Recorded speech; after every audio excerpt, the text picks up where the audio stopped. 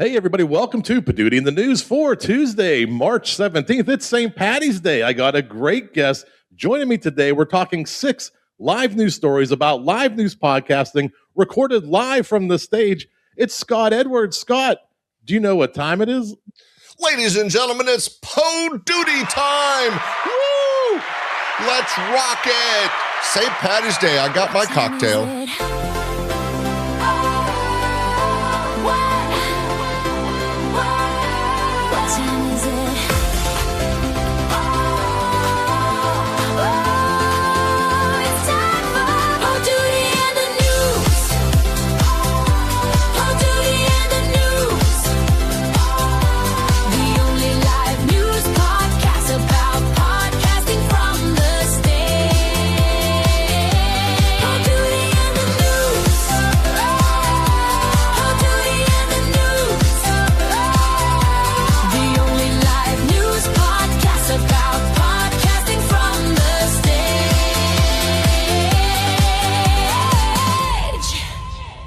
Oh, the only live news podcast about podcasting from the stage. It's Scott Edwards. Scott, welcome to the show.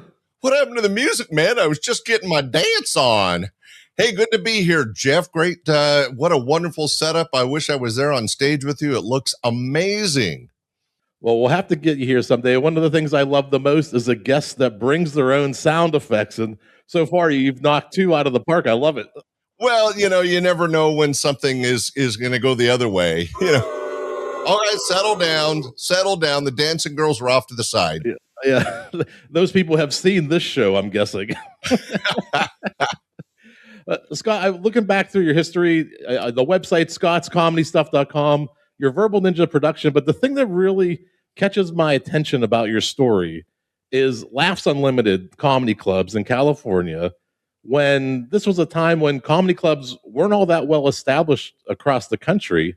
And you're very early to this. And the parallel that I'm seeing is you were starting these comedy clubs as it was becoming a thing, as it was growing, as the public was starting to accept it as a form of entertainment to go out for the night, a night out, go see a comedian. And here we are in 2026 trying to build a theater very similar to the comedy club model for a place for people to go perform podcasters or go perform their podcast and have a night out, enjoy it. And we're showing the community that, hey, this is a form of entertainment. So there's a lot of parallels between what you built in the early 80s and what we're trying to do today. I'd love to hear some of those early comedy club stories about, what were you thinking when you're like, okay, there's got to be a place for people to perform this type of art? Well, I'm so glad you asked, Jeff. It's been really a lot of dumb luck. In fact, in the late 70s, I was somebody said, hey, we need some music for a wedding. And so I formed a company called Sounds Good Music, and we were spinning records in a thing called disco. Long before the movie Saturday Night Fever made it a big deal. And when we were spinning records and doing weddings and bar mitzvahs and birthday parties in schools, there really nobody understood what disco was. They just liked dancing to the music, kind of like your opening. It's really fun and exciting, and anybody could dance to it, right? And then the movie came out, disco got really hot, and there was a disco in every town in the country. It was pretty incredible. So I kind of lucked into the timing on that. Well, fast forward a few years, and I'm on a short vacation down in Los Angeles, and my dad, who had a great sense of humor, says, you got to go by this little satellite club of the Comedy Store. It's in Westwood, right by UCLA University, and check it out. And I go in, and I was with my then girlfriend, soon-to-be wife, soon-to-be ex-wife, and I had a great time. It was my first exposure to live comedy, and people listening to Jeff's show, you got to know, this is in the late 70s where comedy, especially stand-up comedy, was just kind of the entertainment break between jazz bands or strippers at a strip club. I mean, it wasn't considered mainstream entertainment. It was more of a filler. Well, I loved it to death. I met Dave Coulier that night, George Wallace, Sandra Bernhardt, and I said, man, I got to get into this. Much like disco, I just got the idea. Really, somebody else's idea, stole it, and made it my own. Jeff, the rest is comedy history. You're right. A lot of times you hear stories from that era, and people were doing comedy at bowling alleys and the backs of Chinese restaurants, and Yeah, they're it was. just really good. No, I didn't mean to cut you off. I don't know how this Riverside works, but if we're both talking, I'm the one that counts. I'm the guest. But no, Jeff, what were you saying? The way that the comedy clubs were kind of established, they weren't really established because back then you would hear stories about people doing comedy in bowling alleys or the back of Chinese restaurants, that there really wasn't a set place, but there was this rising of talent, this rising of this new medium that was really catching on. And you saw the wave and kind of caught that wave as that art form was really growing. To be honest, Jeff, I was actually a little ahead of the curve. So when I opened my chain of comedy clubs with the help of Dave Coulier, Bob Saget, George Wallace, and Garry Shandling, I opened in August of 1980. And that was the year that I was the 12th. That's like, 10 plus 2, the 12th full-time comedy club in the entire U.S. That's how new and unusual it was. There was the Improv in L.A. and New York. There was the Comedy Store in L.A. There was a club up in Seattle, one in Boston, but they were very rare. And I opened up Laughs Unlimited, all comedy showroom in August 1980. My very first show, the opening act, making $100 for the week, Garry Shandling. You may remember him from a few shows, like the Larry Sanders Show and stuff. And my feature act was a talented magician, and the headliner was the one and only George Wallace, who went on to have his own theater show at the Flamingo in Las Vegas for over a dozen years. Really funny people. And what's great, and like you mentioned, stand-up comedy wasn't really a known thing. In fact, I was using the banquet room of a restaurant, and I would have to set up every night for my shows. And it was so new that the only way I got going was these guys introduced me to people. So Dave Coulier introduced me to Bob Saget, and Bob Saget introduced me to Shandling, and Shandling introduced me to Paula Poundstone, and goes on. And it was just an exciting time. It was kind of like the Wild Wild West because there was no framework for clubs at that time. It was very new, and I picked the way I wanted to go. Some clubs were different. I was considered an A room. A lot of the guys that worked for me went on to sitcoms and movies and TV shows, but I did a lot of open mic work and worked with some great people long before they were famous. And it was really an exciting time. And I'm going to say one more thing, much like disco, where it went from being in every city. When I opened up, I was the 12th club in the country. That's 1980. By 1985, they had taken over all those discos, and now there was one or two in every major city. So it went from 12 to maybe 200 in just a matter of a few years. Yeah, and I love that your first show, it's two of the greatest legends in comedy, and that's how you started. Yeah, well, nobody really knew them at the time. Yeah. It was much like Bob Saget, and I got a great story for you. Do you have time, Jeff? I'd love to hear a Bob Saget story. Oh, Bob Saget was a tremendous guy and a great friend. He really helped me out a lot in getting started.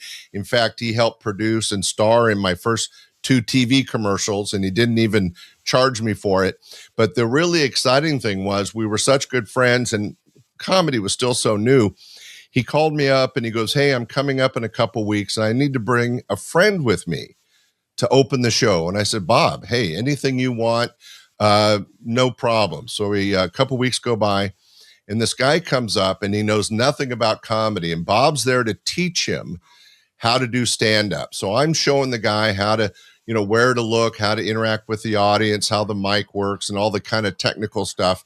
And Bob's writing material for him, and that guy worked for a whole week for no money, and he was practicing a set, and then the very next week, he did a short version of that set on his very first TV show called Bosom Buddies. Uh-oh. And the star was Tom Hanks. Yeah. That's incredible. Great stories, and just to be there as this is developing and really, immersing yourself. And that's kind of what we talk about now with podcasting. This is the time. Like, immerse yourself in things that are happening, the current events. These are those roots that are getting planted right now in this industry. similar to what happened in comedy 50 years ago. It's pretty incredible just to see it kind of how things are cyclical and new things are coming up and new things are developing. And those great stories, those great legends that came from that time period are also going to start to come from this time period too in the podcast arena. Yeah, and ladies and gentlemen, for those actually listening, Jeff was just saying how freaking old I am. So thank you very much, Jeff. But yes, I'm an old guy, and I had a lot of fun when I was young. But you're right. Podcasting was very similar to disco and stand-up comedy for me. I first got into it about 7 years ago, so podcasting was not nearly as popular as it is now. And I started a small audio podcast that's ended up doing very well, and it still continues. And it's been a real joy because the focus of my podcast, I'm sure you could never guess, is stand-up comedy. So I got a chance to showcase entertainment from back in the 80s and 90s, but also new young comics. And then I interviewed a lot of the comedy industry professionals, and that makes my little podcast. I was doing it kind of for selfish fun, but now it's kind of a history of the life of comedy as a actual industry, entertainment industry that's not only enjoyed by millions, but is respected and a big part of our entertainment world. Not to keep coming back to podcasting, but the way comedians have really infiltrated podcasting over the last 10 to 15 years, the way they've adopted and grown and really kept connecting with their audiences in new ways. Podcasting has been that medium. And I listened to some episodes.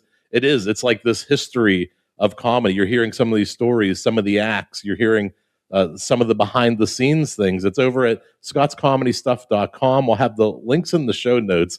Go check out the site, check out the content on there, check out the history on that podcast. It's really incredible.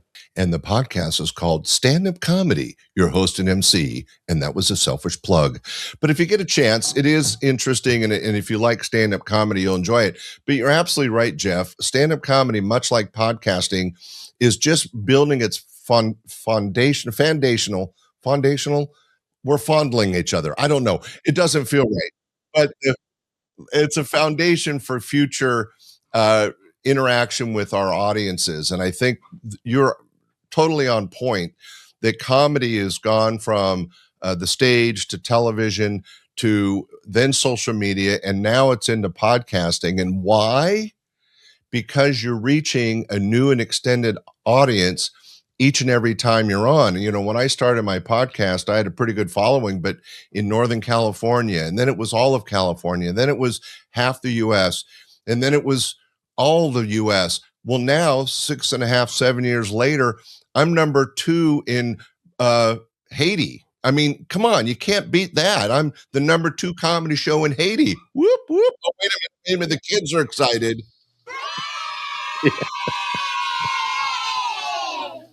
Scott, thank you for sharing those stories with me. As I found out, through podcasting, that I enjoy comedians more off the stage. I enjoy the backstories, learning how jokes came together, learning about those stories about being on tour and the things that you don't hear on the stage. Those have become so interesting to me, and it's given a whole new light to what it takes to be a comedian, how difficult it is to be a comedian, what you have to actually grind through to become an established comedian. And those stories all come to life because comedians have adopted podcasting as a way to share more with their audience. Exactly. In fact, in the comedy club world with comics, what they do is they get on stage each and every night and they're writing material, trying material, moving words around, getting the timing just right so that when it gets to be the perfect set at a comedy club, then they can go onto TV or into a movie and they've got that timing, they've got that material. Well, what's great about podcasting is not only are you getting that material, but a lot of people, just like you, Jeff, like the behind the scenes, what it took to build the foundation of that joke. How many times or how many different ways was it performed before it became the joke we all know? Waiter, there's a fly in my soup. Who knows where that started? But I heard in the beginning it was a penguin, not a fly. But, you never know what's going to happen in comedy. And what's great about podcasting is it not only can share the actual entertainment, the jokes as they're, crushed in from coal into a diamond and are really funny, but also where they got that lump of coal and what made them get that idea, and what did they do to hone that over and over to make it funny. And that is interesting to a lot of people, at least the two on this stage. Yeah. Yeah, I could hear those stories all day, and it adds another level that you don't expect. Like you do end up hearing the polished routine, the one that's been crafted over a year and a half to get to the perfect 7 minutes for a Tonight Show, or the perfect hour for a special. But it didn't just happen. It's not magic that somebody can put an hour together. It takes day or month after month after month, and a year sometimes to get to that level, to be able to have that hour. And I like to know, how's the sausage made? And that's really what you get with podcasting. Exactly. A lot of bad sausage. But anyway, what you want is that experience. I think your concept of podcasting, Jeff, is so fresh, because if you had a comic on your stage right now, what I would do if I was producing it is I would introduce this comic. He'd come out and do like his type 5-10 minute set.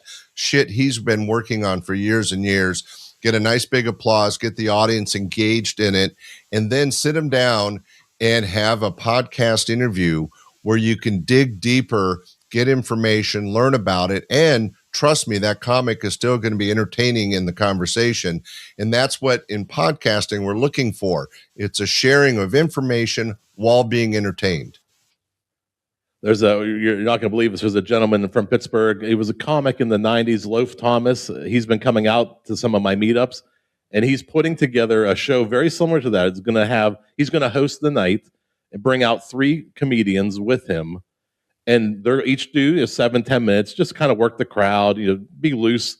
And then after that, they're going to sit down and just talk about stuff, talk about the set, talk about how some of the jokes came together, and do like a little mock interview, a little panel for the audience. And I think it's going to be a great concept. And hearing it from you saying, hey, this is a direction we should go in, I feel a lot better about this. I think it's coming up towards the end of April. We haven't set a date yet, but well, people, mark your calendars, because Jeff is onto a great idea, and don't want to miss that show, because not only will you see some great live comedy entertainment, but you'll get a chance to interact with the comics as Jeff ask them questions and let them kind of share their experience, because trust me, stand-up comics are all a little goofy, right? And so the way they come up with their material and work it out is never a straight line. It's always tangents and things they try. And it's an amazing artwork. Comedy is part of the variety arts. And I think it's just so creative. But that creativity in what makes comedy unique compared to oil paintings or even songs by musicians is that stand-up comedy success is based directly on audience interaction and audience response.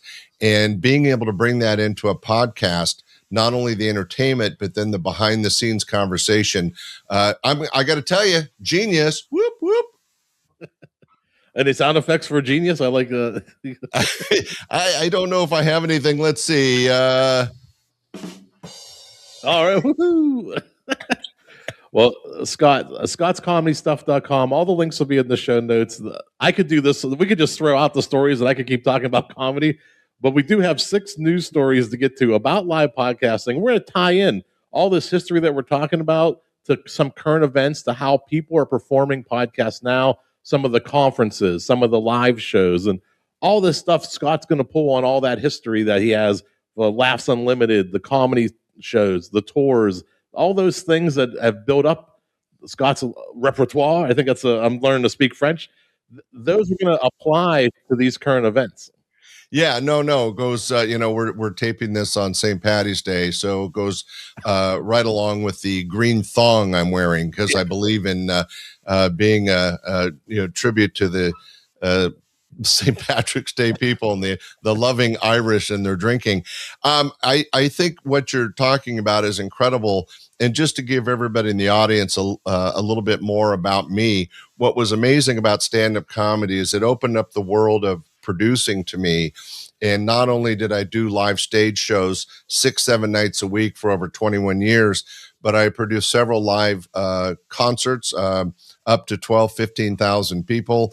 I did 2 television series and 1 TV special for Fox. Did a lot of radio, produced a couple bands, took them to records, and comedy really opened the door for me.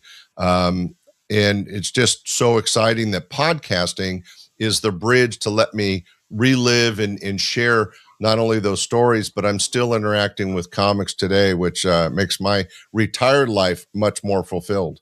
Yeah, it's got to be great. Just you sit down and start telling these stories. Go have coffee with some old friends that you connected with over the years, and just reliving those moments and what was built and what was accomplished in that time is not to be, it's not underwhelming to hear these stories. Like these are impressive stories of the foundations of comedy and the beginnings of those humble beginnings. But Jeff, how does it relate to today's news? Well, would you like to find out? Let's jump into it. Ladies and gentlemen, Pod Duty presents the news on podcasting news. The news on the only live news podcast recorded from the stage. This is this first one is coming to us from Spotify out in Germany. They built this club called the Legends Club, and it was exclusively for podcasters who have had 100 million streams. So, Wow. Obviously these are bigger podcasters in Germany, but they're building these small theater spaces, these intimate spaces for people to come in and listen to these podcasts and be 3 or 4 rows away to get that feeling of when you're listening to a podcast, you kind of feel like you're in the room. Well, in this case, you're actually in the room and you're only 4 or 5 rows away from the main speakers. And this concept is very similar to what I'm showing you and demonstrating here in this theater space. It's about connecting with your audience, connecting in new ways, and Spotify sees this. It sees that this is a very impactful way to connect with the podcasters. This Legends Club that they're calling it, I think they've done a couple of these pop-ups like this, these small intimate rooms where it's a VIP guest maybe, or they're selling tickets to bring in the fans of the show, and they're getting this immersive experience, something you can't just get from an MP3 file. This is being in the room, being there with the podcaster, and really getting that experience firsthand. Scott, when you see a stage like this, a small room, a small club, what does that where do you go to in your mind about what's possible with these types of venues and these types of setups? Well, I think it's interesting, Jeff, that in podcasting, there has been a progression, and I think it's the natural next step. And to give an example, as I mentioned, my audio podcast, Stand-Up Comedy Host and MC, has been on about 7 years and has a pretty large audience and always a lot of fun. And I've had many live interviews on that show. But it also led me to just a year ago starting my first, and I fought it for a while because it's been going on for about 3 years, and that's video podcasting, right? Where people were showing the interviews and showing entertainment through a video podcast. So I started my video podcast about a year ago, but now a couple years into video, what we're doing is we're making it, as you said, more interactive, more immersive, because not only is there an audio podcast, not only can you watch it on video if you have the time and the screen in front of you, but you can actually personally attend the event, be a part of it, be a part of the audience, and interact with the host and the guest, making it, as I said, the natural progression in the entertainment life of podcasting. And I'm not surprised they're doing it. I will say I'm surprised they're doing it in Germany. There's not a lot of people with a sense of humor there. But hey, there's some good podcasters. Well, there's always this thing about when people design things in Germany, it has to have more than one purpose. So everything they design, like a bottle opener, is also like a switchblade or something. Like everything has to have multi-purposes. So I'm sure that they designed this room as a podcast studio, but I'm sure if you turn the tables around, it's like a poker room or something too. Yeah, I heard they're doing light porn, but who knows? Das gut. I speak German too. I don't know if you know. Title. Turn into Das gut. Das gut. We're going to our second story. Speaking of boulders, right? Where podcasters play a visible role at the Boulder International Film Festival, highlighting how podcasts are becoming part of major cultural and literary events. Several live podcast recordings will take place during the festival, including appearances from broadcasters and creators discussing books, culture, and current events. Notably, actor and podcast host Alec Baldwin is connected to the festival's podcast programming, showing how podcasting is increasingly intersecting with publishing, journalism, and live stage conversations. One of the things we're seeing a lot anymore is conferences, events, and festivals are choosing podcasts as a form of entertainment during the event instead of having just a Q&A panel with the audience or a magician or even a comedian or a musician. They're using podcasting to fill the time, to entertain the audience. They're bringing podcasts up on stage as the main events. Well, it goes back to what I said before. It's kind of the progression of entertainment. You know, we talked about stand-up comedy starting in strip clubs and between jazz bands. And now it's an accepted form of pure entertainment. Well, then you kind of got into the social media stage where people were commenting on events and they go to an event and then they talk about it on social media. Well, podcasting then took the place of that and went more, and this is what's great about podcasting, it goes deeper. So instead of a TikTok video or 3 minutes on an event, now you can actually talk for half an hour on an event, about an event with people from the event as a podcast. Well, now, as you mentioned, Jeff, just this recent last year or so, people are realizing that the interaction of the audience is so important to the experience, makes it more immersive, makes that event more important. They're now having the podcast with the guest about the event at the event. So what they're doing is they're bringing the audience into the podcast.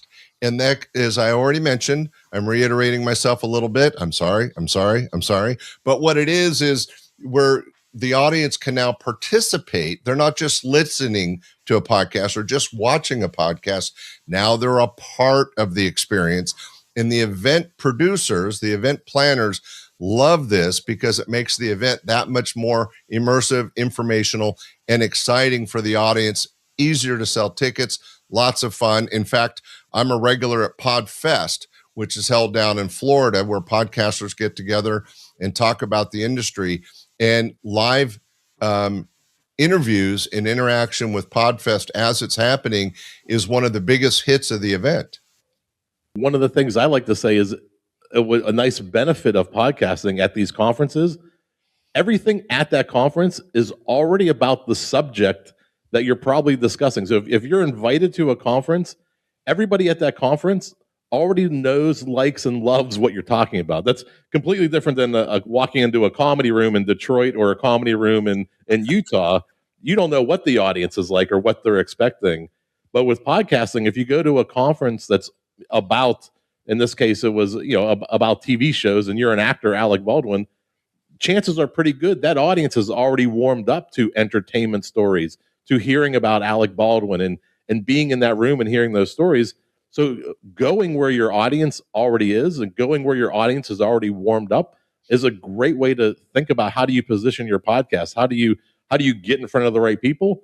Find the places they're already gathering and go there. Well, and you're so right about that, Jeff. And again, I relate everything to the stand-up comedy industry. But as you mentioned, it used to be done in the back of a Chinese restaurant. Well, guess what? That wasn't where, quote unquote, the comedy audience was. You had to try to create it, and it made it very difficult. But those difficulties really helped the comics hone their material.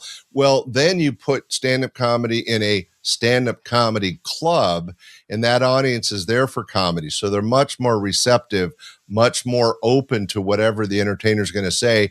And not only was that beneficial to the entertainers that they had an audience that was there for comedy, but it made it better for the audience because they knew there was a symbiotic relationship between the comics and the audience because they were having a shared moment that will never happen before, will never happen again. That show, that moment, that joke is only going to happen once in time, and they were a part of it.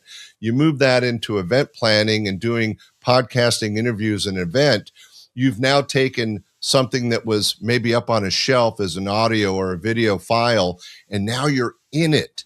You're a part of it, and you can engage with it, maybe change what happens, ask a question that takes the guest down a different path. I mean, it's so much more fun, so much more interactive. It really helps build the audience for whatever topic. At PodFest, it's about podcasting, but like you said, at a TV show event, and then you have a podcast about TV shows, guess what? Everyone's engaged in that topic, and now they're a part of the excitement. It really builds all that energy and excitement to the benefit of everybody. Yeah, the thing that I didn't recognize when I started this, and you hit on it, about somebody goes in to see that comedy show, that performance, the way that it happened that night is the only time it's going to happen like that in the history of the world. And same with podcasting. You and I can't go to Cleveland tomorrow and do this show. This show is happening once and one time only, with these 6 stories, with you and I talking about these things. You're there or you're not. And it's so unique and it's so special to have that performance, to have that live show. It's not going to happen again. It'll never repeat itself unless you're there immersed in the moment, or you catch the recording, but you'll never see it performed again. We're not taking this show on the road. Yeah, I mean, things you just never know are going to happen. Boing. Well, let's go to Sydney and see what's going to happen. At the radio podcasters and writers are uniting at the Sydney Writers Festival. Wait a minute, is this a protest, or are they uniting for fun? This one is for fun, I think. Fun and profit. That's always good. Profit is always good. Yes, I'm an entrepreneur. We've got radio hosts, journalists, authors, and podcasters will record conversations in front of live audiences throughout the event. This approach treats podcast conversations the same way literary festivals have traditionally treated author talks and panel discussions, reinforcing the idea that podcasts are becoming an accepted format for live cultural dialogue. And kind of sounds like we've hit on this story already, but again, going to the places where your audience is already meeting is one of the best strategies for your podcast. If you're thinking about what can I do beyond just recording at home in my mom's basement, how can I take this on the road, or how can I meet people who are like me? Start thinking about conferences, start thinking about events and festivals. There's things in your industry that are already supporting what you're trying to build. Right. And participating is so important because it connects you to the industry, to the people in the industry, to the topic. What's great about the writers event is that everything we're talking about, whether it's podcasting, comedy, even music, it all starts with the written word. And you have to be able to sit down and write down a thought to build on it. And I know some people think that in stand-up comedy that the comics use their acting skills to make it sound like I just came up with this idea of driving down the street and something funny happens. Oh, there's a cow. I'm going to go right over it. Right? No. He had to sit down, write down the basics of that concept, that joke, and build upon it, doing it over and over and over again, much like a writer writes a poem or a short story or a novel. It doesn't just sit down and flow out of the pen or out of the typewriter or out of a computer. I'm sorry, it's 2026. It is rewritten and rewritten and rewritten. And then you have your editor look at it, and the sub-editor and the executive editor, and it is worked on over and over. And I think what they're finding is podcasting is a part of that whole experience of writing. And I think it's just great that in Australia, they're bringing those people together to not only write and talk about the topic of writing, but by using podcasting, they can now see it happen right before their eyes. How does that idea come about, and how did you build on that idea using your own experiences or somebody else's? And a podcast, as I've mentioned a couple times, goes deeper than regular conversation. If you're having a good interview, right? I mean, much like you, Jeff, because you're amazing, you have to ask a great question and then shut up and listen, right? That's the key to being a good interviewer, is that you have to be prepared. You have to have written something yourself, ask the right questions, and then let your guest bring their experiences and their opinions and their ideas to the public. And in Sydney, Australia, they're doing it in the right way through this writers event. It's exciting. You mentioned three things in there: the comedians, podcasters, public speakers. And how do you get good at those things? And it's through the repetition. It's through doing it over and over again. And I've heard people describe it as it's like having like a muscle. And if you want to strengthen that muscle, you got to do those repetitions. You have to build up that muscle. And you only can do that by repeating it over and over again. And when you mention the comedian working out a joke, they may have it written down and they may just try one word in a different place for one night. And that's the only chance they get to see if that was the right move on that joke. And then they got to do it again tomorrow. But those repetitions over weeks, over months, really working out the spacing, the timing, strengthening that muscle from the stage, strengthening how do I present this to an audience, those repetitions are what make you great. And that's, you can go to these types of festivals, you can host your show because you've done all those repetitions. All those previous episodes have taught you how to get on a microphone, how to entertain a crowd. It's through doing it over and over and over again. It's not always the most glamorous way to talk about how do you get better, but you got to do it 100 times, 1,000 times, over and over and over. Well, what's interesting is a lot of people don't think about all entertainment this way, but whether you're a writer, a musical performer, an actor, a dancer, or a stand-up comic, or even a podcaster, what you gain from the experience of doing it over and over is the wisdom to doing it right, but you're also trying different things. We always tell people that want to get into podcasting, quit talking about it and just do it, because until you do it over and over and see and hear your own mistakes, you won't be able to fix them. And it's such an important part of the experience, just like a writer that has to write and then it's edited and rewritten and edited again and rewritten again, or a joke is worked on over and over and over to get the right patter down. Even a magician, when they're doing an illusion, they have to talk. It's called the patter of a trick, and they want to get that just right and the timing just right, because the audience is looking here while over here they're doing the magic, right? And it's all has to come together, and it's done through practice over and over and over. And I know your audience will find this shocking. I just started public speaking last week, and I think I'm pretty good. Doing all right. Yeah. Of course, I've been in sales and on stage literally thousands of times, so I am a little comfortable with a microphone. But it is practice, and much like you, Jeff, it is the definition of being a professional.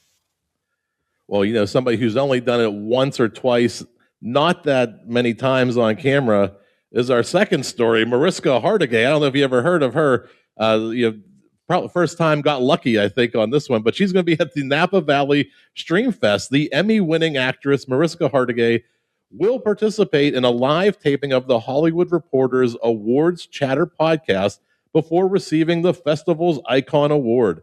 The conversation will take place on stage at the Upton Theater in Napa and will later be released as a podcast episode. The event highlights how podcasts are increasingly becoming the centerpiece of film and television festivals, allowing audiences to experience celebrity interviews live. And this is a great mix of doing a live show. I only get 30 minutes of this voice. It's a great example of doing a live show, recording it in front of the audience, but then having this asset that you can repurpose over and over again as a podcast episode, as YouTube shorts or vertical videos.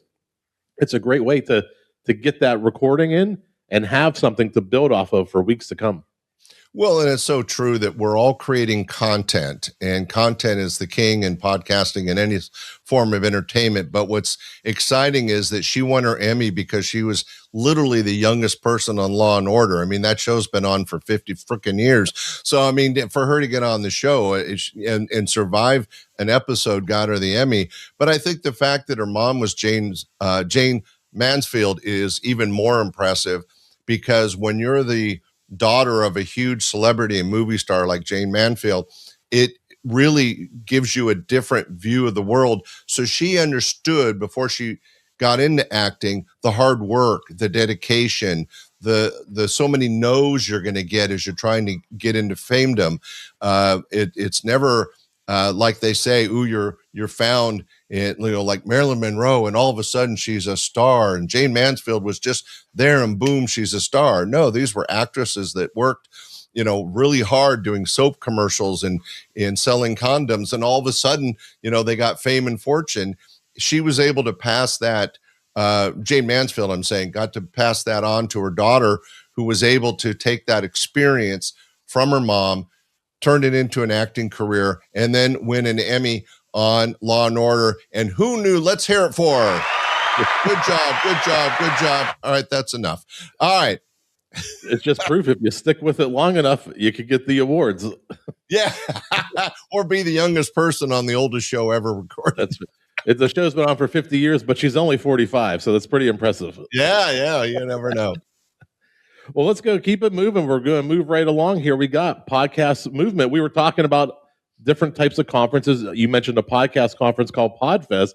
Well, Podcast Movement has announced that its flagship 2026 conference will take place in New York City for the first time, hosted at the iconic Terminal 5 venue. The multi-day event will include an executive-level business summit, industry networking events, and creator-focused programming. The move signals that podcasting has matured into a major media industry and is increasingly intersecting with advertising, technology, and entertainment. And they just had a smaller podcast movement at South by Southwest this past couple weeks ago, and this is another part of that conference is growing in New York City as their flagship event at Terminal 5 coming up. I believe it's in September. I don't have the September 17th through 18th. So this is another way, if you're thinking about podcasting, this is where the industry is meeting up. They're meeting at PodFest in Orlando. They're meeting at Podcast Movement in New York and South by Southwest. These events are happening. These are where you want to be if you're interested in podcasting. Go to where your audience is. Go to where people like you are at. Well, Podcast Movement, for anybody in podcasting, is the mothership. It is one of the biggest conventions of people in the podcast industry, and they're helping connect the host to the guest, to the advertisers, to the equipment suppliers. It really is a catch-all for anything to do with podcasting. And for those who don't know, it got started in Texas and has just grown nationally. And the fact that they're announcing they're going to do a big event in New York is actually huge news. And Jeff, you just brought it to your audience. This is the news. Podcast Movement in New York City is going to be huge because it gets literally thousands of people down to Texas. Imagine what it'll do in New York.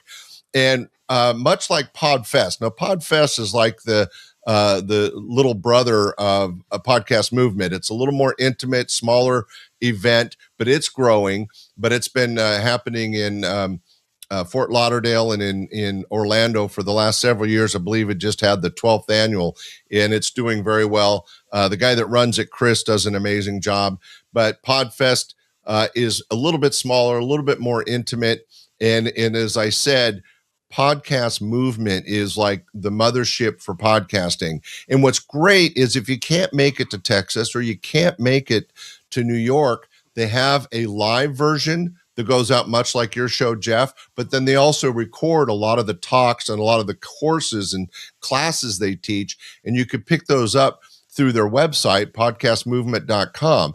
So if you get a chance and you're interested in podcasting, check out either PodFest or Podcast Movement, and you'll find lots of tutorials, lots of great talks, and a lot of people that you can talk to about the podcast industry. And this one coming up next fall in New York is going to be massive. And as Jeff said, if you want to get in on the ground floor and learn and meet all the people in the industry, Podcast Movement is a great place to go.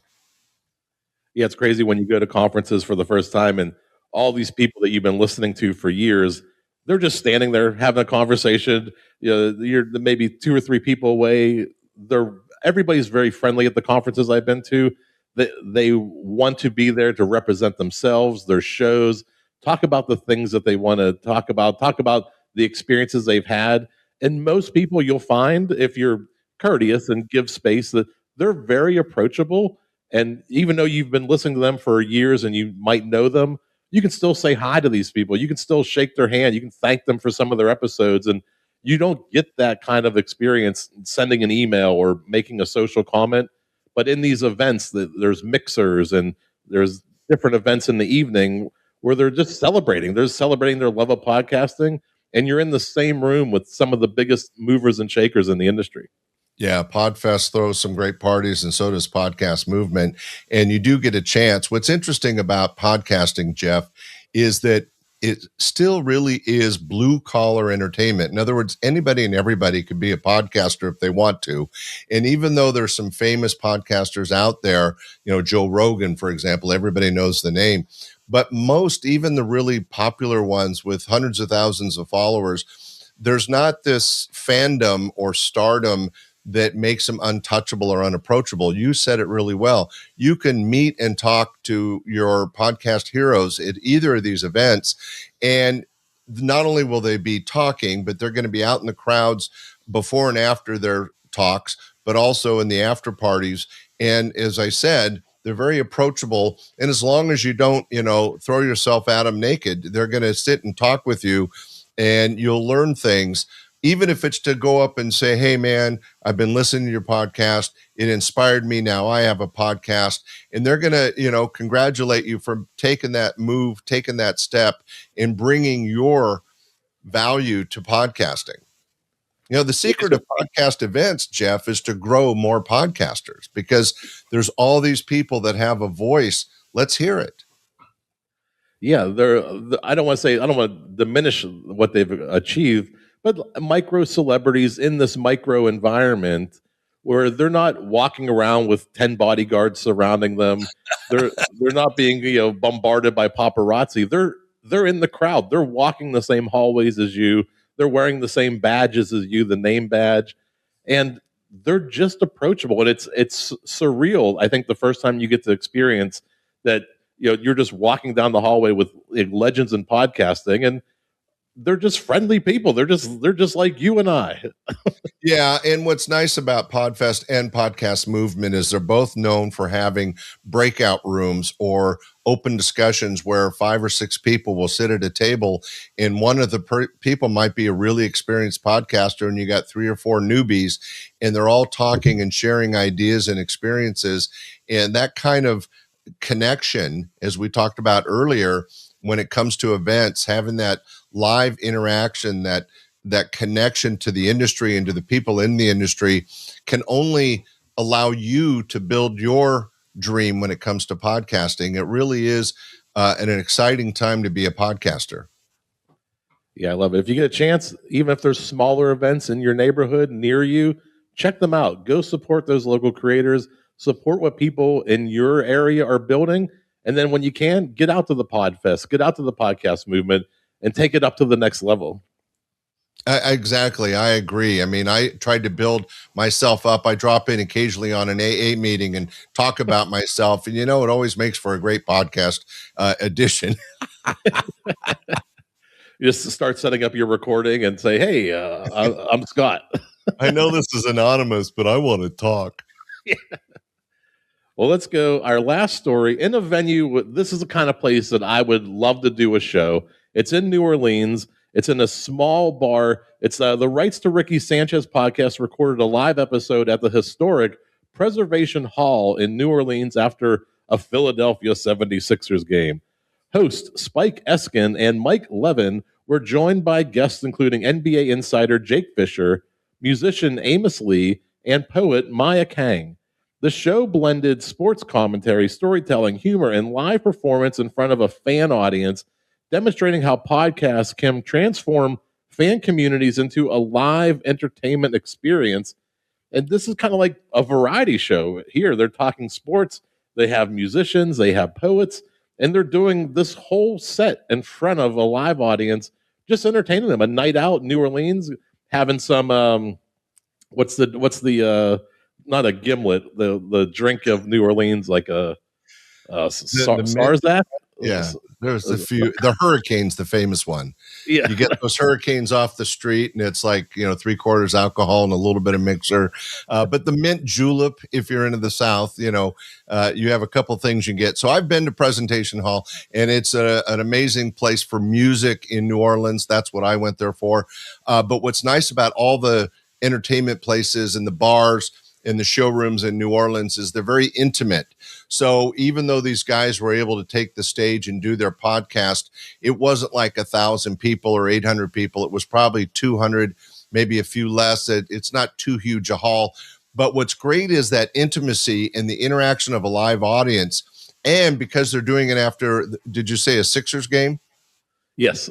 Yeah. So then you got these celebrity sports people coming in off the cuff, no prepared material, just talking. And again, that's the beauty of podcasting.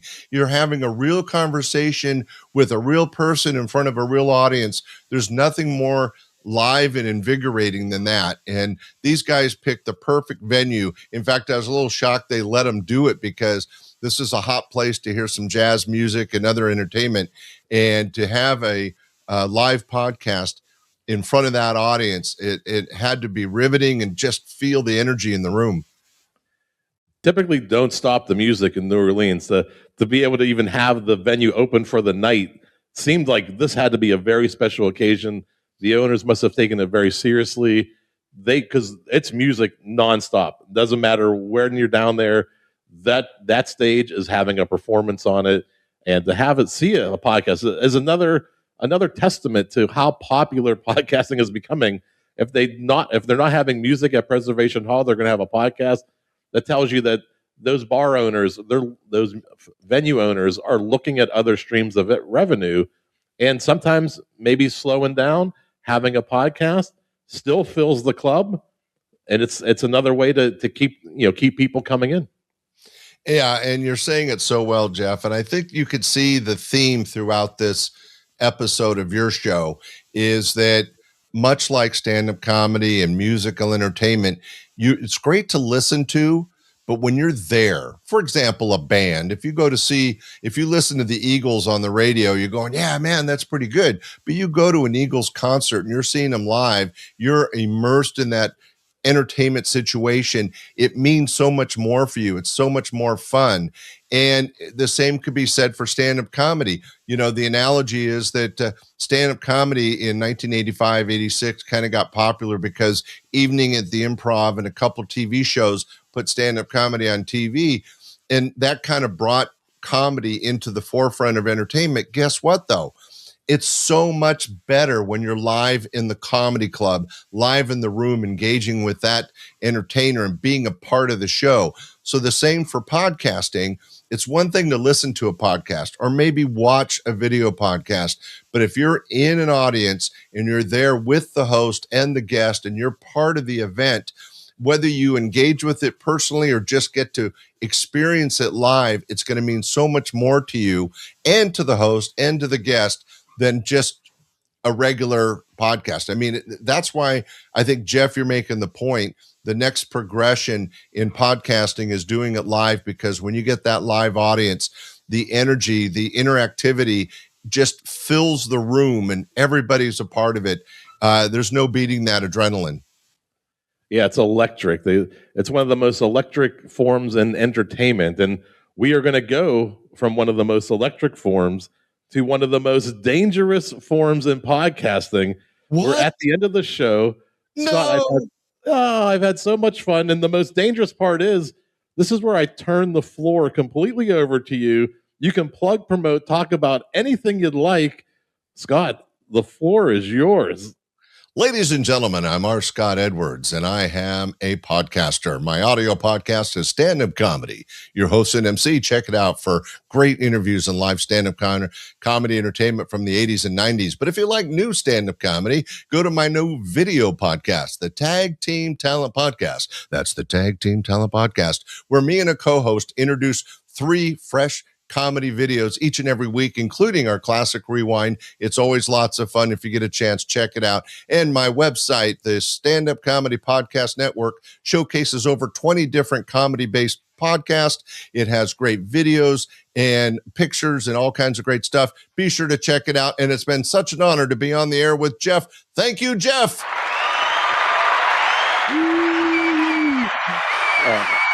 Man, you're incredible. That was great. I had my own moment. I'm just so excited. I can't stand up because they might see too much. Yeah. Yeah, it's a above the belt show, they say. I don't know what that means. Scott, I'm sorry I mentioned my green thong for St. Patrick's Day. Sorry, folks. Just take that image out of your mind.